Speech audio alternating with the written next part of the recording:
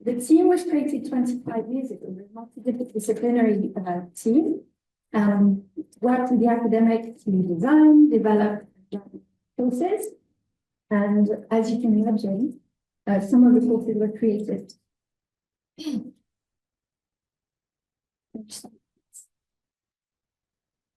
Julie, sorry to interrupt, but could you speak a little bit closer to the microphone for the online audience? Thank you.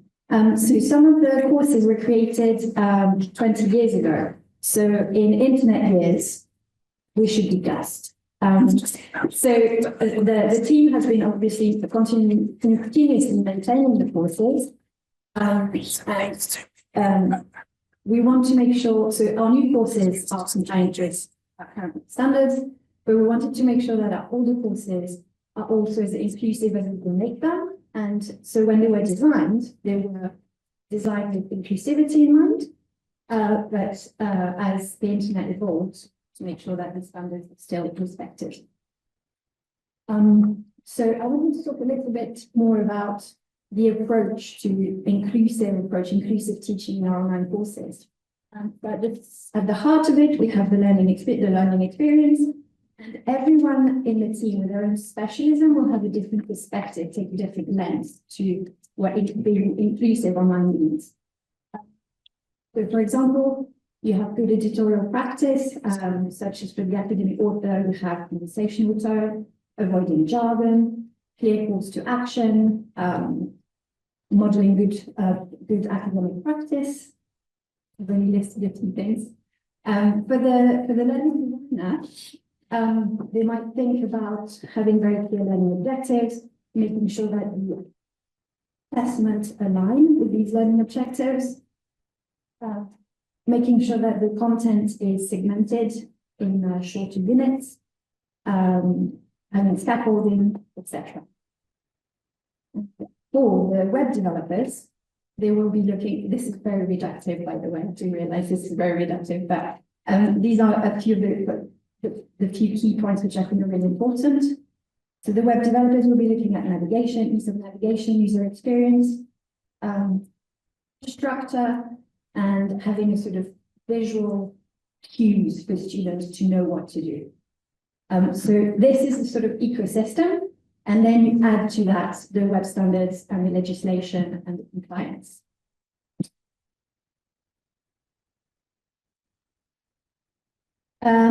Four years ago, we embarked on this project thinking, okay, we need to look at this closely, make sure that all our courses are as inclusive as we can make them. So we devised a plan with 5 main streams of activities, which are listed here. I'm going to talk about each one in turn. And we've been working in parallel on each of those. Each of the strands was subdivided into more projects. And hopefully, now that I've shared the sort of guiding principles that we followed, hopefully we can take away some of the operational, the way that we in the operational way.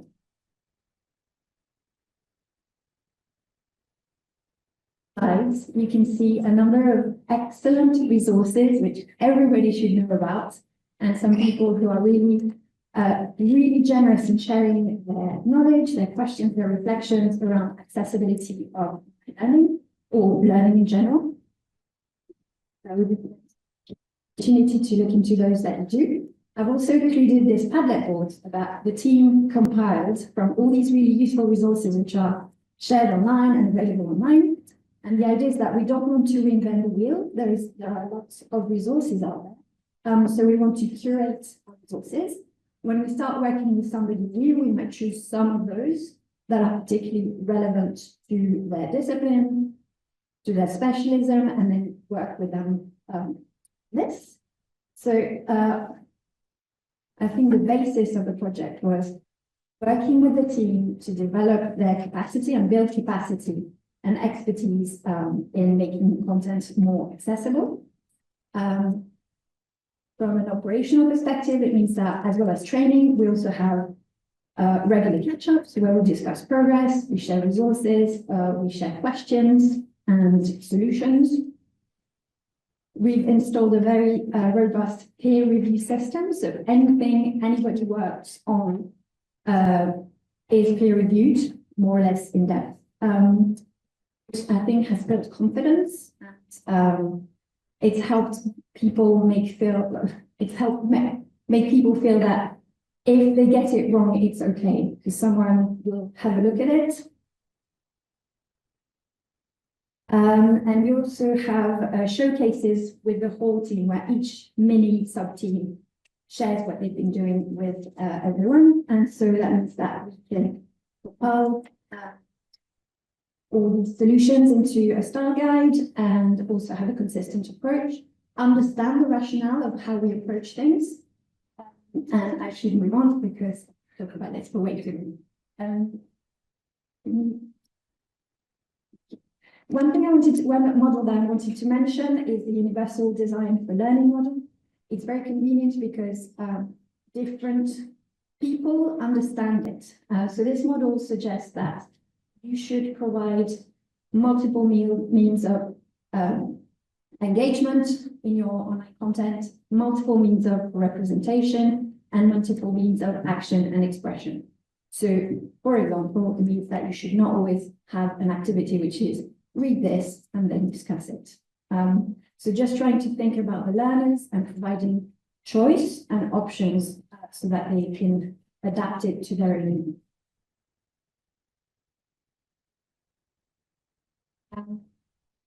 I know this is not innovative and thrilling, but it is very important.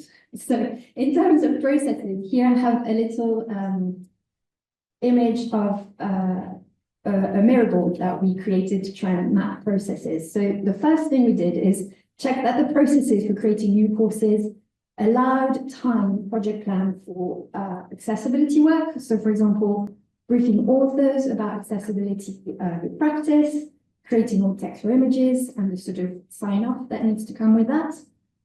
We revised our processes when we receive accessibility requests from students who have specific needs, to make sure that we were efficient and that we could respond to them more quickly and more efficiently to support them.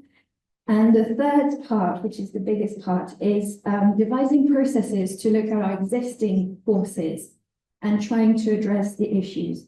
So if you think that we have 90 courses, each course has about 100 pages, so that's a large number.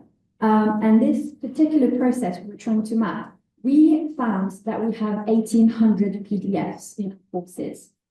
And this is because our students are short courses students. They do not have an SSO, they do not have access to library resources. And so we provide journal articles, scans of book chapters through the CLA license, which is the copyright licensing agency. So we created this process. We sort of asked everyone what they did with PDFs to try and make this process fit with our existing workflow. So checking that PDFs were accessible. If we needed to request another the scan from the library, how do we do that? Make sure they're OCR'd, make sure they're tagged so that the reading is correct. And then uploading them back to the course. So it sounds simple, but it's a huge process when you do it at this kind of scale. Another thing that we did quite early on was auditing the platforms. And so very simply, we sat down over several sessions with our web developers and some of our project officers who are really familiar with the course content. And we just went through every single criteria of the WCAG standards, and we just thought about, okay, do we meet it? Do we not meet it? Do we need to test if we meet it? And then we documented our results. And this fed the project that we needed to take forward. And very soon we realized that even though our platform is accessible, according to the definition, what might be a problem is the content. And so we realized that we had to go through every course and check the course content for every course. To track our work, we used Trello boards. They're Kanban boards where you can move cards very simply. So for example, this is a screenshot from the master plan where we had all the findings from our audit of the platform, and we well, okay, we need to check the theme, we need to check the color contrast, we need to check interactives, we need to check all these things.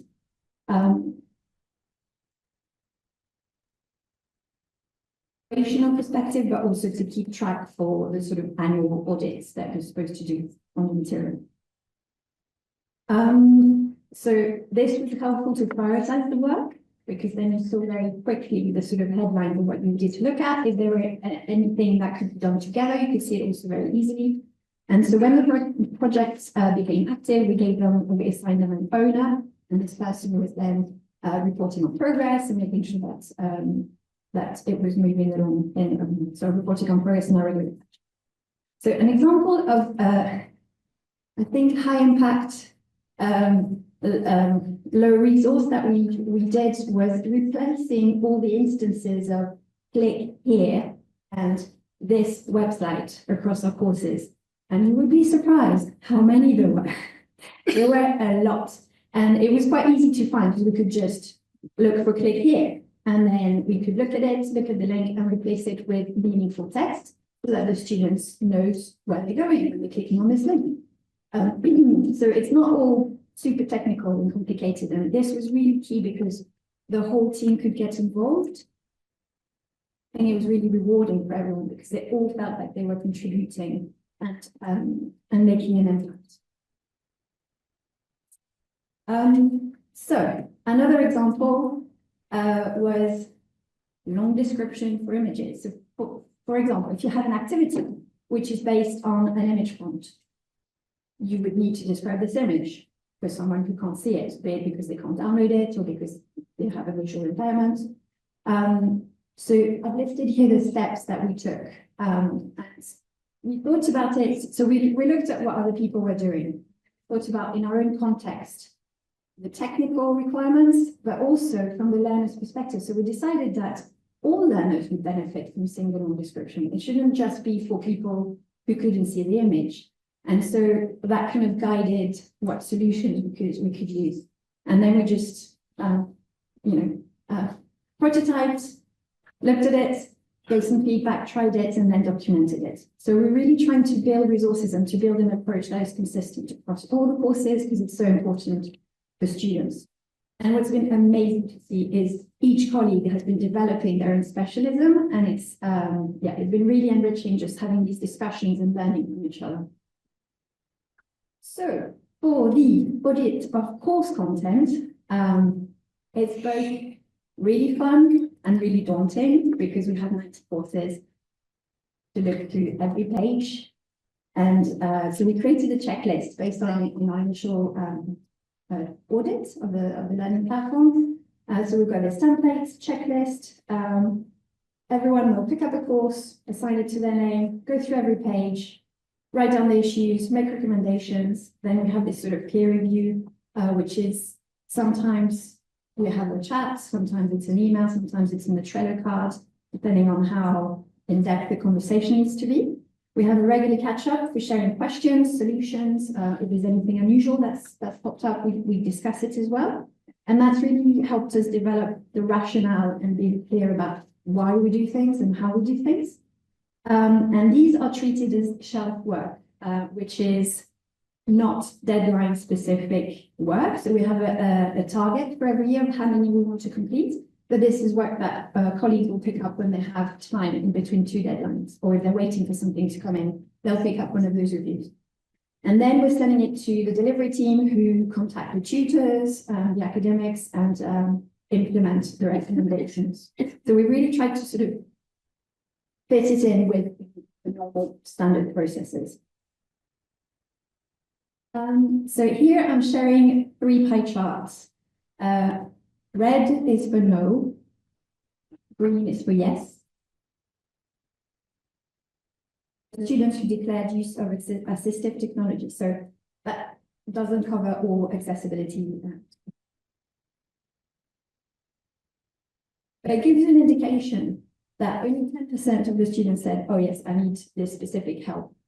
But if you look at use of subtitles or the ability to print materials, which is one of those alternative format options that we provide, we can see that almost 50% or around 50% of students take advantage of this. So I think this is a really strong sign that accessibility measures benefits everyone, and so it's really important.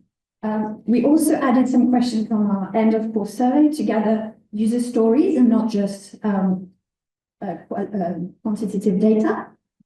So instead of looking at this pie chart, which tells us that overall, most students found the learning environment easy to navigate and use, which is good, but it's not really telling us much. And so with these user stories, we have those stories that we can use when we speak to colleagues to convince them and to explain why what we're doing is important.